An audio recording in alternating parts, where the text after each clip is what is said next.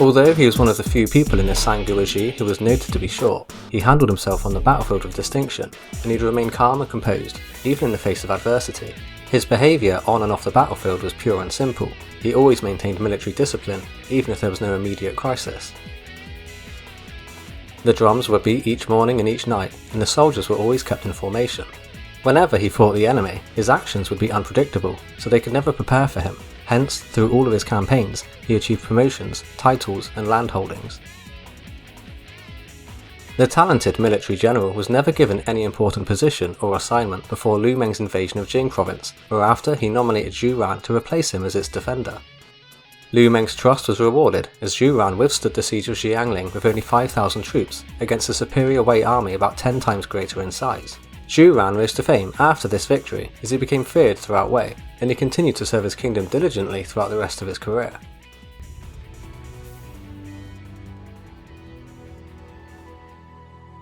Originally from Guzhong County, Danyang Commandery, when he was younger, he was a member of the Shi clan. Zhuji had no sons of his own, so when Ran was 13, Zhuji begged Sun Ce that he may take him as his heir. Since Zhuji had contributed considerably to Sun Ce's rise of power, he specifically ordered the administrator of Danyang to bring presents to Shi Ran's family for the ceremony and celebration.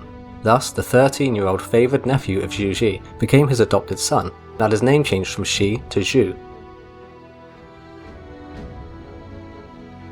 Zhuran studied alongside Sun Quan as a young boy, and they became very intimate close friends. When Quan succeeded his brother, Zhuran was 19 years old. He became appointed as the prefect of Yuyao County, but was later sent to be the chief of Shanyin County. He was granted the same authority as a commandant would have, as he oversaw the various military organizations within 5 local counties. After this, Sun Quan became very pleased with his abilities and believed him to be a man of rare talent. He further promoted him as the administrator of Lichuan Commandery, with a command over 2,000 soldiers, which Ran then used to pacify the growing number of mountain bandits. He successfully subjugated the Shanyue ethnic group under his jurisdiction within a month, but when Cao Cao marched south for the showdown at Chibi, Zhuran stayed in the back, just as most other officials at the time did, not being assigned significant tasks for some time later.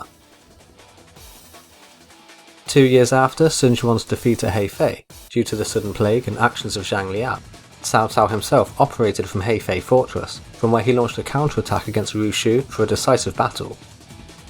The Xingzhou Corps mobilized to the battlefield by land, as Cao Cao led the navy. Sun Quan sent out Ling Tong, Xu Sheng and the like to do battle, so the attack did not develop as optimistically as Cao had expected, which led to him temporarily halting the attack. Zhuran also proved his loyalty by going to the front line to help resist a 400,000 strong army. Although he did not engage the enemy in battle, he was promoted to the rank of Major General by Sun Quan as a way to reaffirm trust in him. When Lu Meng led a stealth mission into Jing province, Zhuran participated, acting as his aide. When Guan Yu was abandoned by his men and became trapped in Mai Cheng, Zhuran went along with Pan Zhang to Nan Commandery, where they were ordered to lay blockades along the escape route. For reasons unknown, Zhuran let Guan Yu slip by, but a major under Pan Zhang captured him at the second layer. Regardless of who caught him, both generals were credited for the capture of Guan Yu by Sun Quan. Whilst on his deathbed, Lu Meng highly praised Zhuran's abilities, so when he was asked who could succeed him as the new commander for the army, he recommended the latter to be his replacement. "Zhuran has bravery in excess. I believe you should appoint him."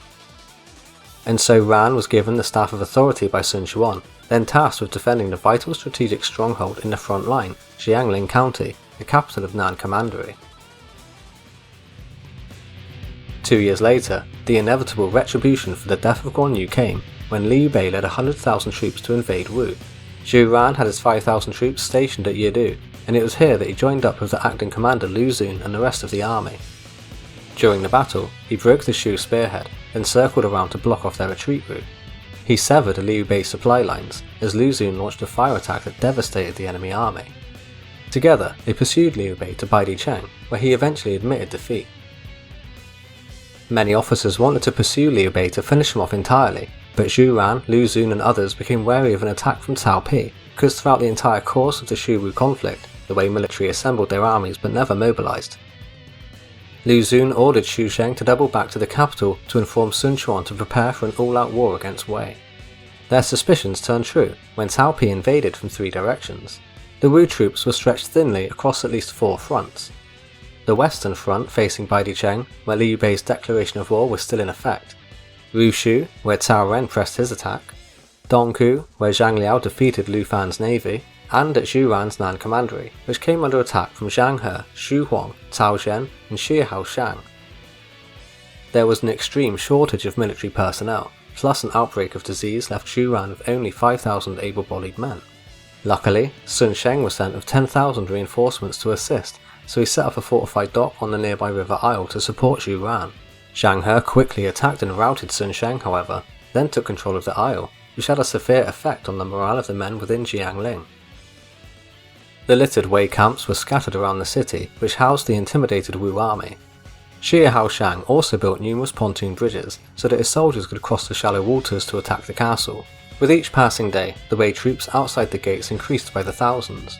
Not knowing how or where the Wei forces were crossing the shallows, the new Wu reinforcements under Pan Zhang and Zhu Gejin had no effective way to lift the siege. The fortress became encircled by Cao Zhen, who commanded the several layers of men to deploy a variety of siege weapons.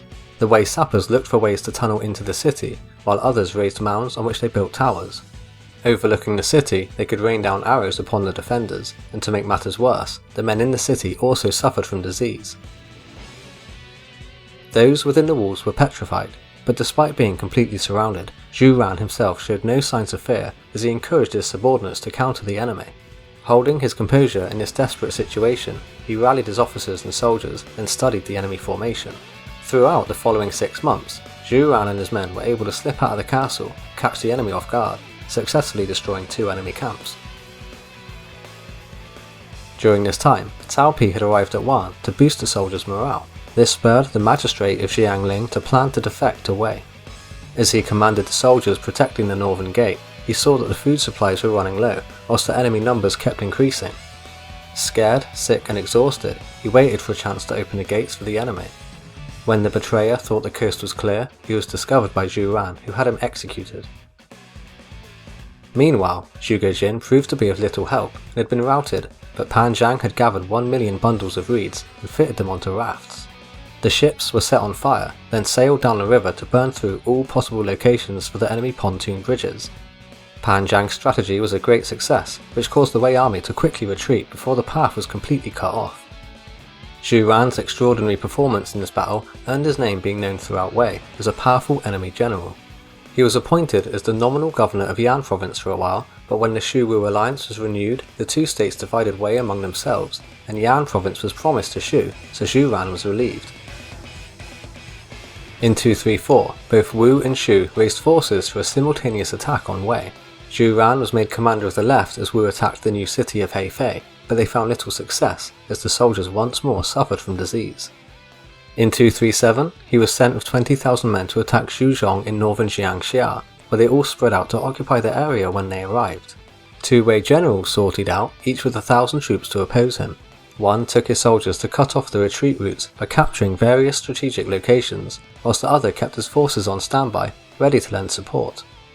When Zhu Ran found out he had been isolated, he pretended he was unaware of the enemy's actions. He then took 800 soldiers with him to launch a series of surprise attacks, then defeated the Wei generals and escaped. In 241, Zhu Ran led an assault on Fansheng and surrounded it.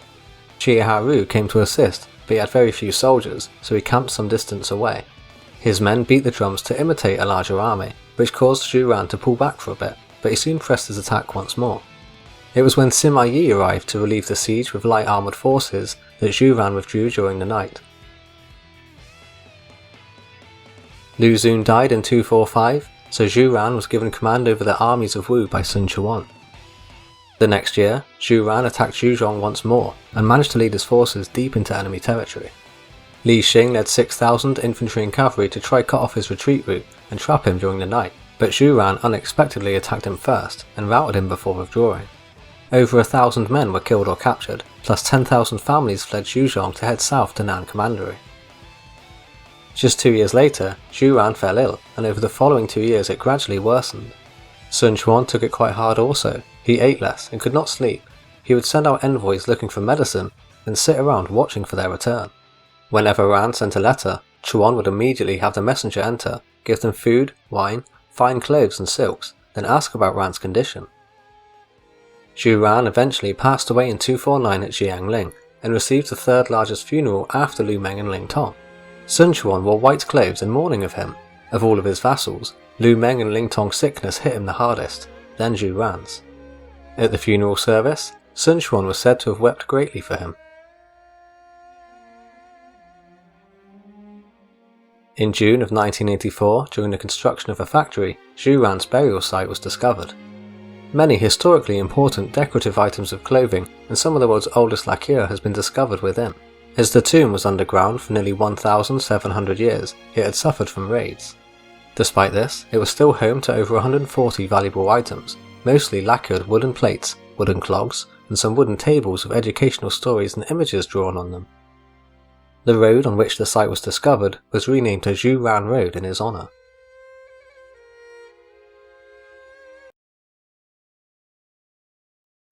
If you enjoyed this video, don't forget to hit that like and subscribe button, and I'll see you next time.